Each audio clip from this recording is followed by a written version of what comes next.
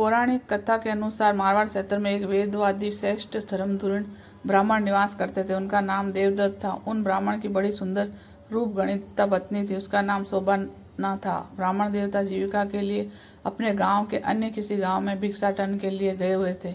उधर ब्राह्मणी सतगंध में फंसकर व्यभिचार में प्रवृत्त हो गई। अब पूरे गांव में उसके लिए निंदित कर्म की चर्चा होने लगी, परंतु दुष्टा ने गांव ही जला दिया। दुष्कर्मों की रत रहने वाली इस बुद्धिमती मरी तो उसका अगला जन्म चंडाल के घर में हुआ। पति का त्याग करने पर वह चंडाल नहीं बनी।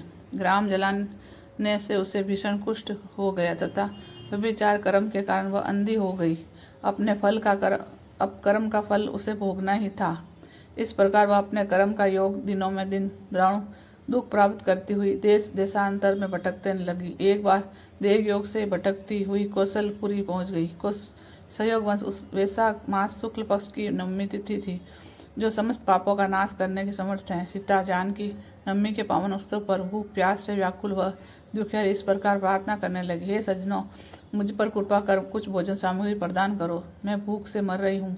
ऐसा कहते हुए वह स्त्री भी कनक भवन के सामने बने 1000 पुष्प मंडित सत्तंबों में गुजरती हुई उसमें प्रविष्ट हुई। उसने पुनः पुकार लगाई, भैया कोई तो मेरी मदद करो, कुछ तो भोजन दे दो। इतने में एक भक्त ने उसे कहा, देवी आज तो सीता नवमी है, भोजन में अन्न देने वाले को पाप लगता है, इसलिए आज तो अन्न नहीं मिलेगा, कल प्राण करने के समय आना, ठाकुर जी का प्रसाद भर पेट मिलेगा। किंतु वह नहीं मानी।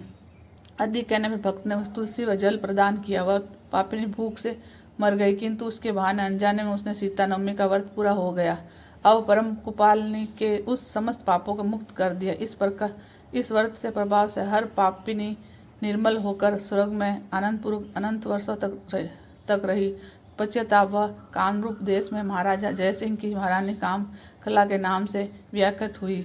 जाति समस्त महान साध्वी अपने राज्य में अनेक देवालय बनवाए, जानकी रघुनाथ की प्रतीक्षा करवाई। अंत सीता नवमी पर जो श्रद्धालु माता जानकी का पुनः अर्चन करते उन्हें सभी प्रकार के सुख सौभाग्य प्राप्त होते हैं। इस दिन जानकी स्तोत्र, रामचरितमानस आदि का पाठ करते हैं। मनुष्य सभी कष्ट दूर हो जाते हैं।